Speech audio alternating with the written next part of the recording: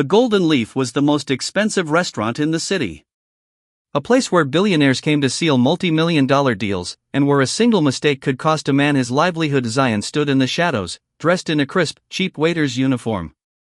His face was blank, showing no emotion, but his eyes held a dangerous fire.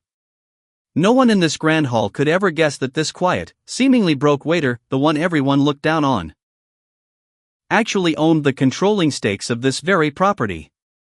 But Zion was playing a lone, patient game. He was waiting for the perfect moment. At VVIP table number 9, a high-stakes meeting was taking place. Sitting there was Cameron Sheikh, Zion's biological father, and Denial Sheikh, Zion's arrogant stepbrother.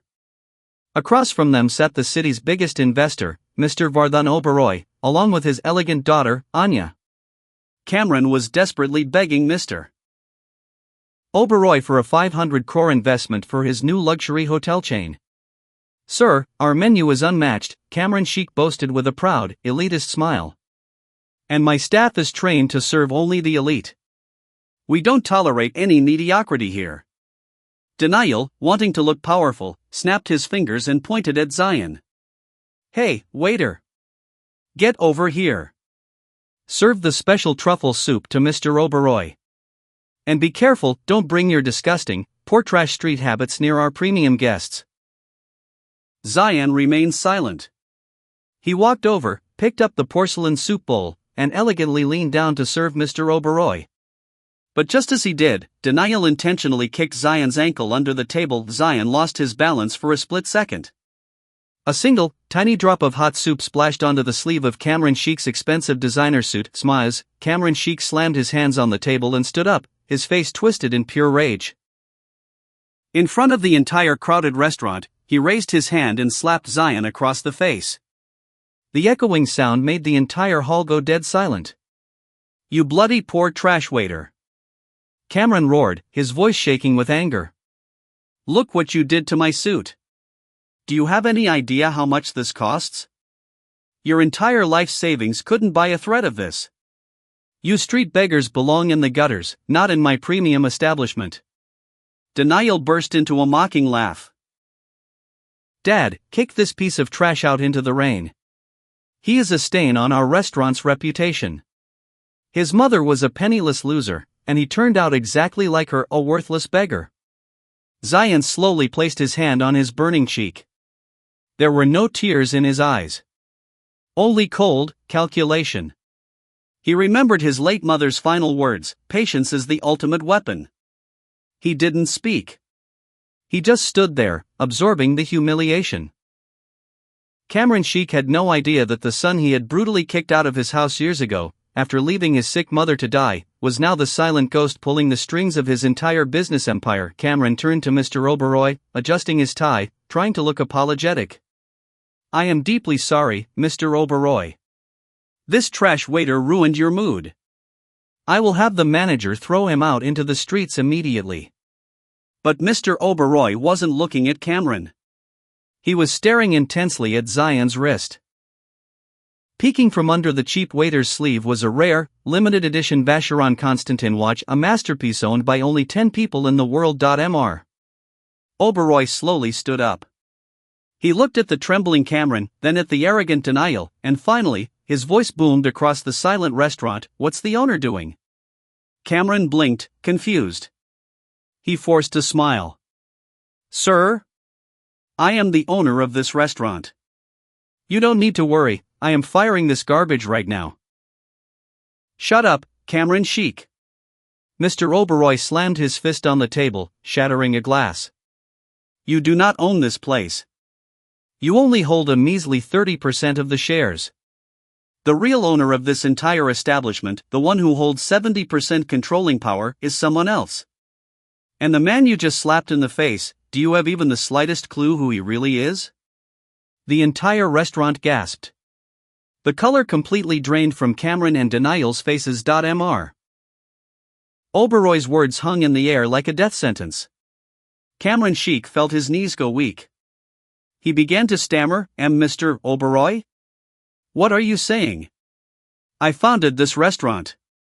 I built this place from the ground up. You built it, Cameron, Mr. Oberoi replied, his voice dripping with pure ice and contempt. Index. But 2 years ago, when your business was drowning in debt, an anonymous entity secretly bought up 70% of your shares from the market. Did you never bother to check who your actual boss is? Denial stepped forward, trying to sound confident. Sir, that was Apex Holdings. We've never met them. They just collect their monthly profit. What does that have to do with this poor excuse for a waiter? Zion slowly lowered his hand from his bruised cheek. A chilling, razor-sharp smirk spread across his face, a look so cold it sent a shiver straight down Cameron Sheik's spine. Slowly, deliberately, Zion unbuttoned his cheap waiter cuffs and rolled up his sleeves. The restaurant's crystal lights caught the diamond-encrusted bezel of his watch. It was a multi-million-dollar masterpiece. Denial, Zion's voice was no longer quiet or submissive. It was a low, commanding rumble that commanded the entire room. You are right. The owner of Apex Holdings never showed his face. Because that owner was busy cleaning your tables every single day. What absolute nonsense! Cameron Sheik roared, though his voice shook. You are a penniless, worthless boy. I kicked you out because you were a burden. Your mother died a beggar, and you are nothing but street trash. Vroom, suddenly, the heavy glass doors of the restaurant swung open. 3 sleek, pitch-black luxury Mercedes SUVs tore through the rainy night and screeched to a halt right outside the entrance. A dozen elite bodyguards dressed in sharp black suits marched into the dining hall, clearing a path. Walking right down the center was Mr. Beg, the most powerful, ruthless corporate lawyer in the country. He ignored everyone else, walked straight toward Zion, and bowed deeply. Good evening, Chairman Zion. The legal takeover documents for Apex Holdings and your unlimited black card are ready, sir. A metaphorical bomb went off in the restaurant.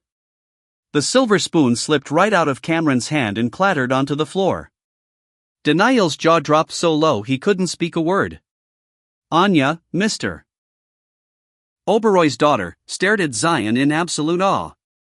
The boy who looked completely invisible just moments ago now radiated a terrifying aura of wealth and absolute power. Zion.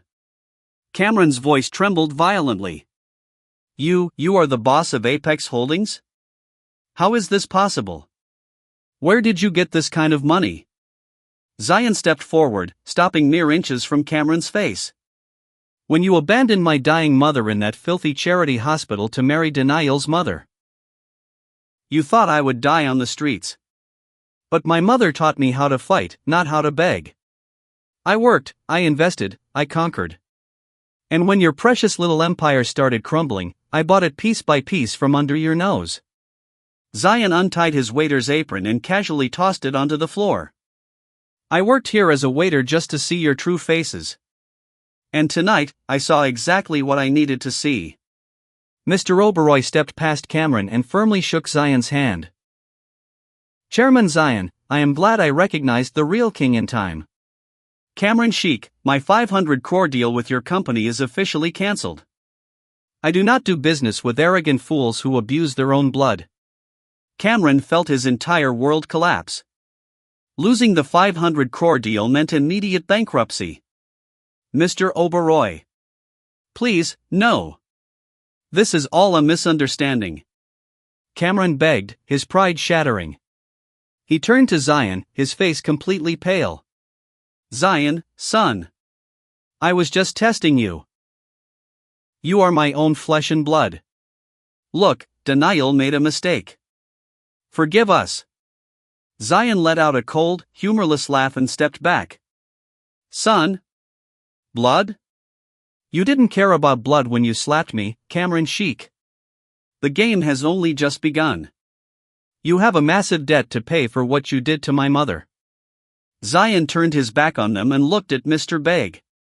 Mr. Beg, as the majority owner of the Golden Leaf, my first order is simple: seal this restaurant immediately. And throw Cameron Sheik and his family out of my sight. Zion, you can't do this. Denial screamed, rushing forward. But 2 towering bodyguards grabbed Denial's arms, twisting them behind his back, and dragged him kicking and screaming toward the exit. Cameron fell to his knees, tears streaming down his face. "Zion, please. Don't leave me with nothing. This restaurant is my identity." Zion didn't even look back. "This restaurant was your identity yesterday. From today on, your identity is exactly what you called me. Poor trash." The bodyguards hauled Cameron up by his collar and threw him out onto the wet asphalt, where a torrential rainstorm had just begun. The city's proudest businessman was left weeping in the mud, while inside, Zion stood like a ruthless king, ready for his next move. The heavy rain continued to pour throughout the night, washing away whatever dignity Cameron and Denial had left. But the anger burning inside them was hotter than any storm. Standing outside the sealed restaurant, Denial spat on the ground and turned to his father. "Dad, we can't just give up. Zion took the restaurant, but we still control the main headquarters of Chic Industries. The board of directors is loyal to us." Cameron wiped the rainwater from his face, a desperate, wicked gleam returning to his eyes. "You're right, Denial. The annual board meeting is tomorrow morning at 10 a.m. If we can secure the major investors, we can freeze Zion out. He only owns a restaurant, not our entire corporate empire." But they were playing checkers, while Zion was playing grandmaster chess. The next morning, an eerie, suffocating silence filled the high-tech boardroom of Chic Industries. The city's top institutional investors and board members sat nervously in their leather chairs, murmuring about the rumors of last night's disaster. Cameron and Denial walked in, puffing out their chests, trying to project absolute control. "Good morning, gentlemen," Cameron said, taking his place at the head of the long mahogany table. "Regarding the incident last night, it was merely a minor family dispute. It has no bearing on our operations. The control of this multi-million-dollar empire remains securely in my hands." Slam, the heavy double doors of the boardroom burst open. Every head in the room snapped around as Zion walked in. But the cheap waiter's uniform was completely gone. He was wearing a custom-tailored, charcoal black Italian suit. His hair was perfectly styled, and his posture radiated immense power. Behind him marched a team of elite corporate lawyers and financial forensic experts. "Zion!" Denial leaped up from his chair, his face turning a furious shade of purple. "How dare you show your face here? This is the executive boardroom of Chic Industries, not some cheap diner where you scrub floors. Security! Drag this poor trash out of here." Zion didn't even blink. He cast a single, freezing glance at the security guards standing at the door. The guards didn't move an inch toward Zion. Instead, they stepped forward and forced Denial back down into his seat. "Sit down, Denial," Zion said. His voice wasn't loud, but it possessed a terrifying, heavy gravity that silenced the entire room. "Do not raise your voice in my boardroom, or I will have your tongue permanently silenced." Cameron slammed both hands on the table, standing up. "Your boardroom? Zion, you took my restaurant through a loophole, but you do not own this company. I hold 51% of the founder's shares. I am the chairman and CEO. You have absolutely no power here." Zion walked calmly to the very end of the table, to the massive, high-backed executive throne that had remained empty. He pulled out the chair and sat down comfortably, resting his elbows on the glass table. He looked at Cameron with a cold, mocking smile. "Cameron Chic, it seems you forgot to check the stock market tickers this morning." Zion gave a slight nod to Mr. Begg. The legendary lawyer stepped forward, slamming a massive, leather-bound legal binder onto the center of the table while turning on the main projector screen.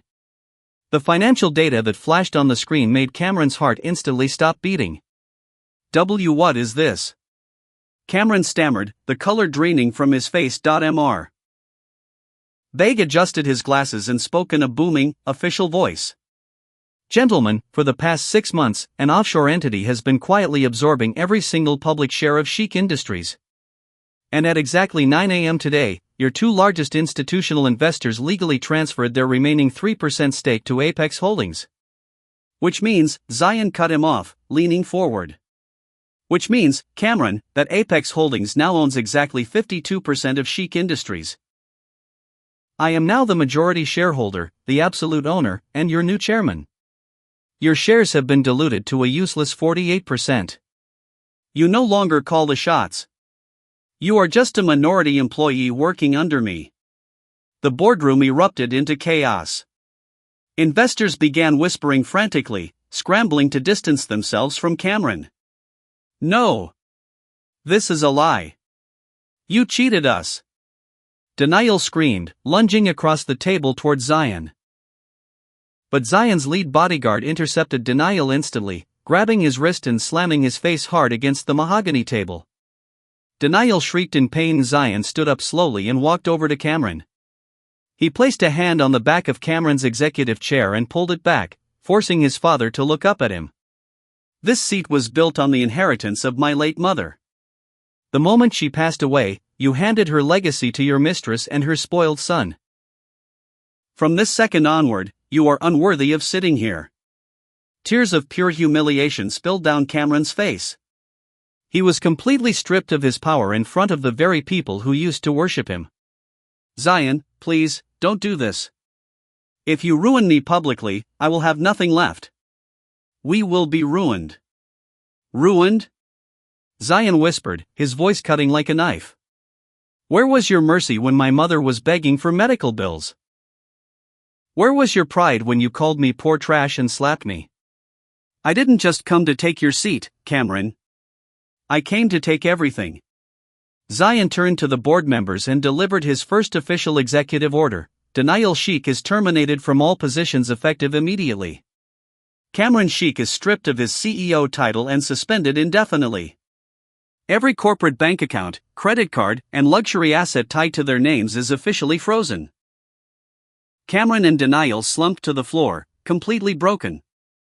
Their entire empire had been torn from their hands by the very boy they had treated like garbage. Losing Sheikh Industries was the ultimate humiliation. Back at their lavish mansion, the air was thick with panic.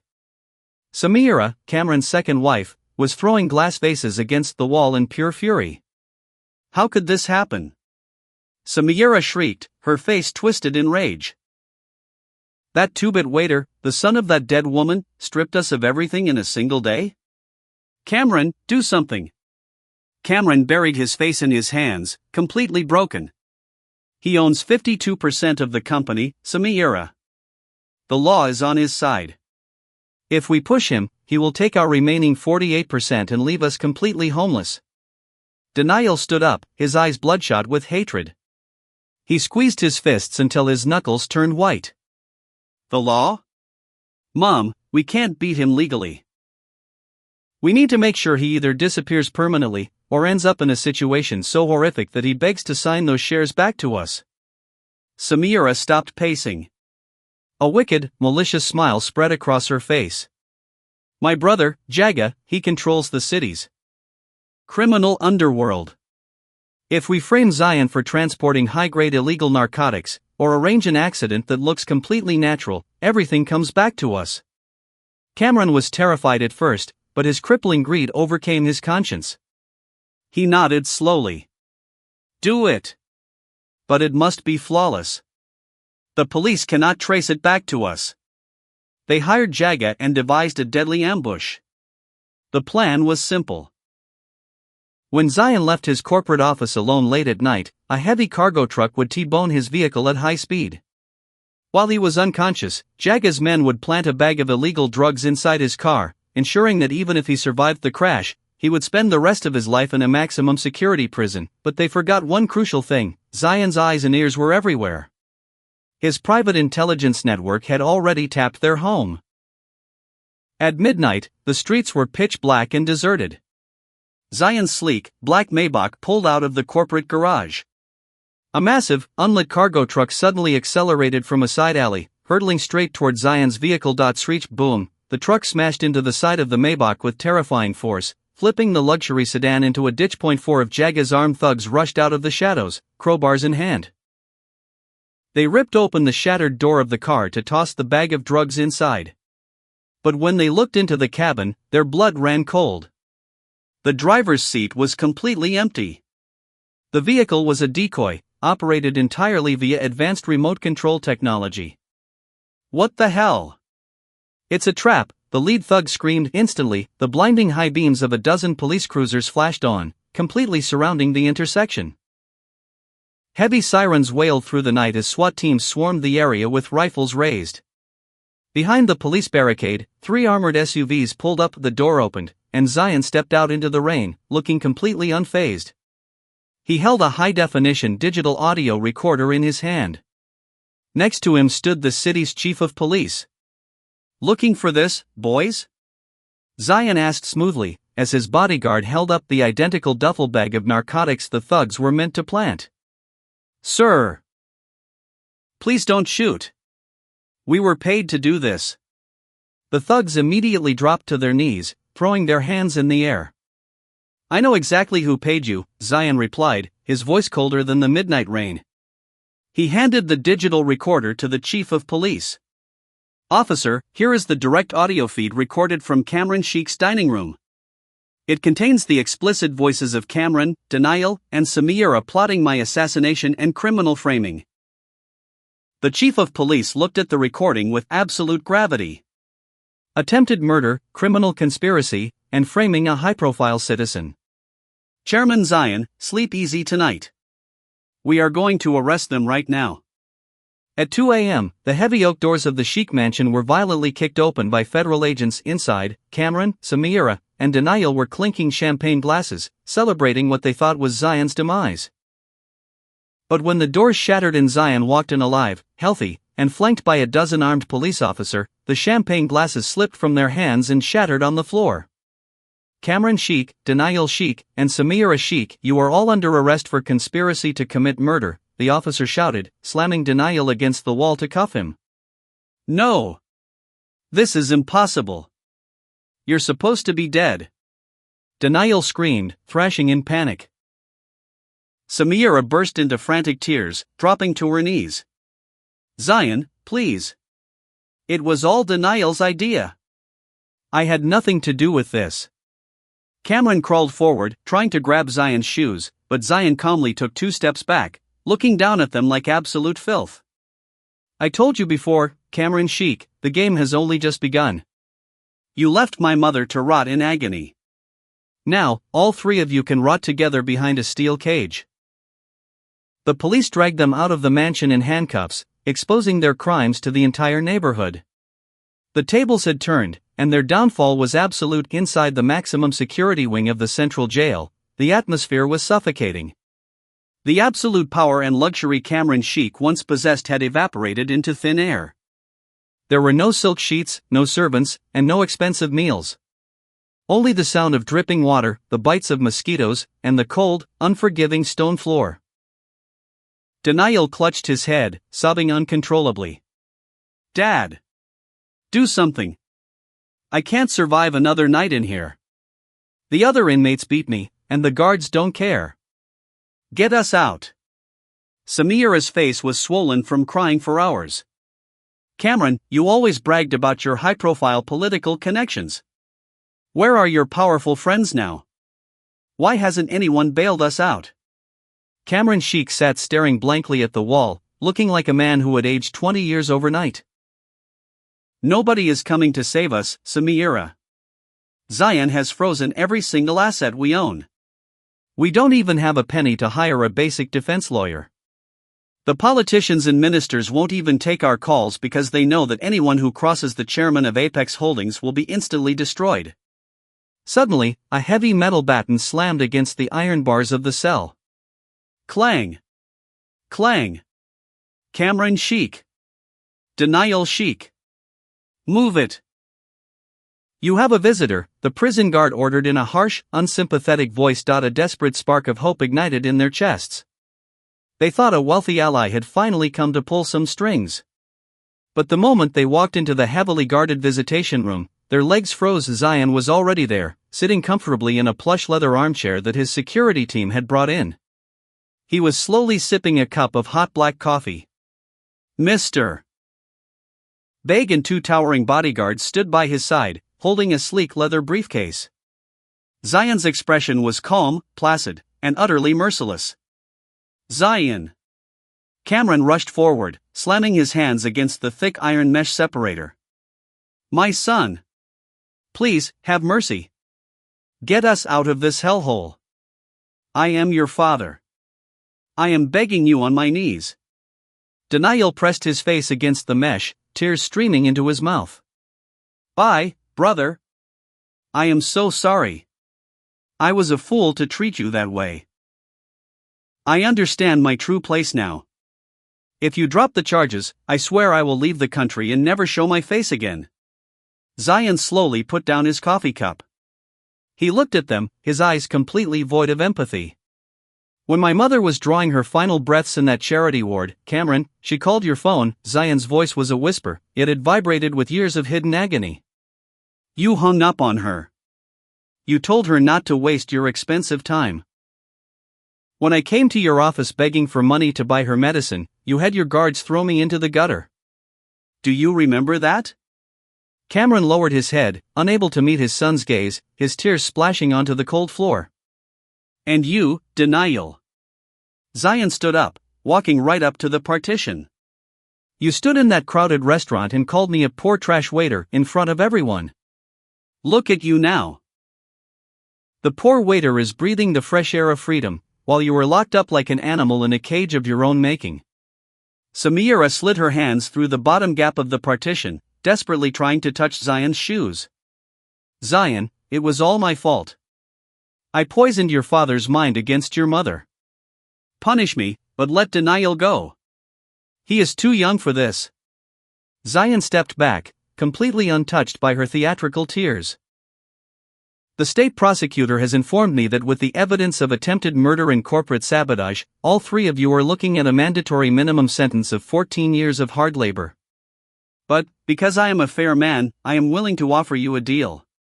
Cameron's eyes lit up with sudden desperation. What deal? Anything. I'll do anything. Mr. Beg immediately stepped forward, opening his briefcase and placing a legally stamped document against the glass partition. These are the permanent transfer deeds for your remaining 48% shares in Chic Industries. If you sign these papers, Chairman Zion will officially withdraw the attempted murder charges, allowing you to walk free today. Daniel screamed in panic, Dad! Sign it! Sign it right now! I want to go home. But Cameron knew exactly what this signature meant. If I sign this, Zion, I will have absolutely nothing left. My mansion, my cars, my name, everything will belong to you. I will be a beggar on the streets. Zion offered a cruel, razor-sharp smile. Don't worry, Cameron. I won't leave you completely homeless. I have already rented a tiny, one-room apartment for you in the poorest slums of the city. And as for your living expenses, I happen to have 2 vacant waiter positions at my restaurant, the Golden Leaf. You and your son can work there to earn your daily bread. The room fell into a deathly silence. It was the ultimate psychological execution.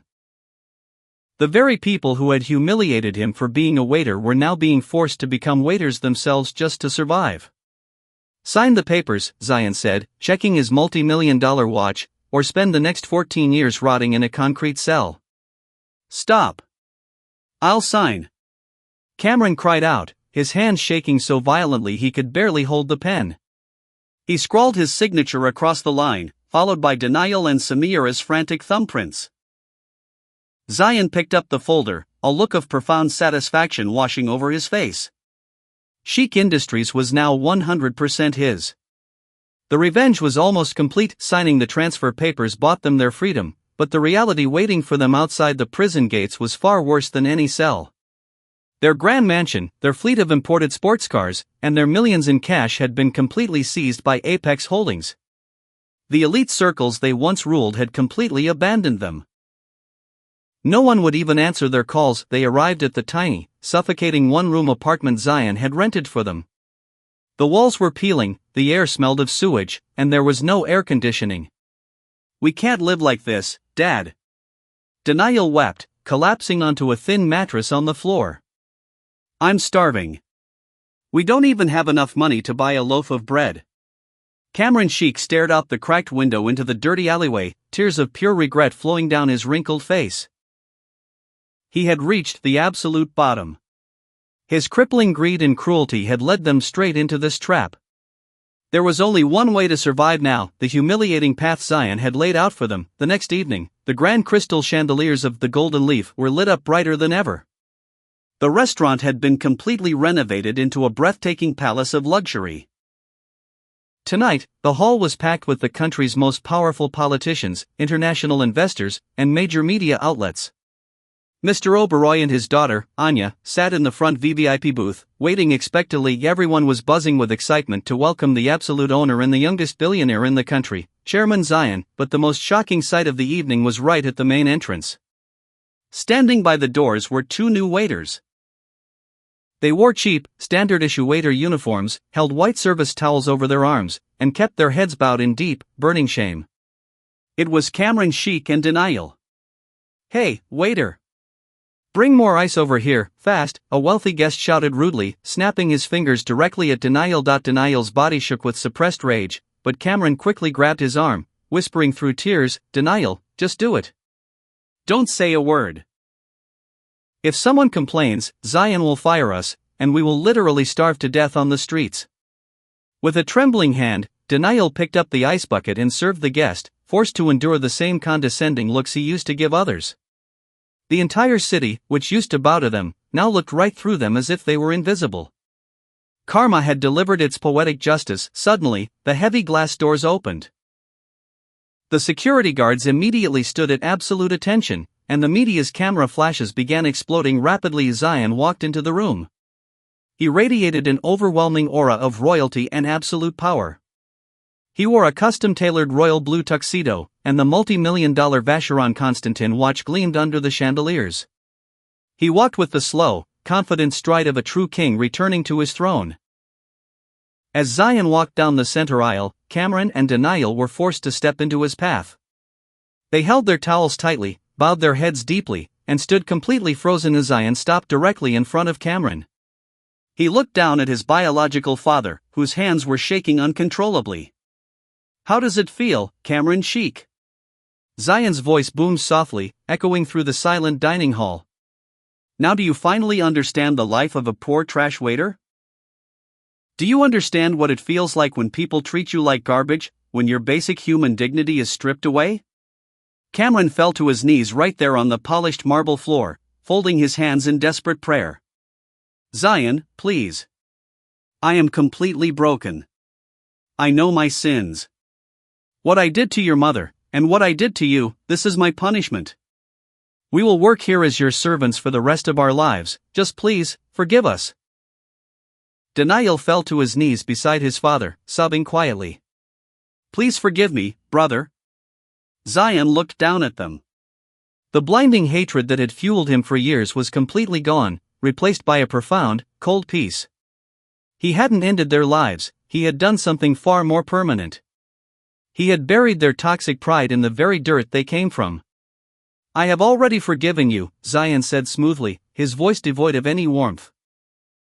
"But forgiveness doesn't erase the consequences of your actions. Do your jobs well. And make sure you don't spill a single drop of soup on my guests." Without waiting for an answer, Zion walked right past them, leaving them kneeling in the dust. He stepped onto the grand stage, where Mr. Oberoi and the board of directors welcomed him with wide smiles. Mr. Oberoi took the microphone, his voice echoing through the speakers. "Ladies and gentlemen, welcome to a new era of global business. Controlled, owned, and masterminded absolutely by our new global tycoon, Chairman Zion." The entire hall erupted into a massive standing ovation. Thunderous applause filled the room. Zion stood at the center of the stage, looked up toward the glass ceiling into the open night sky, and whispered in his heart, "Mother, your dignity has been fully restored. Your son has conquered it all." Outside, the storm had completely cleared, making way for a brilliant, rising sun.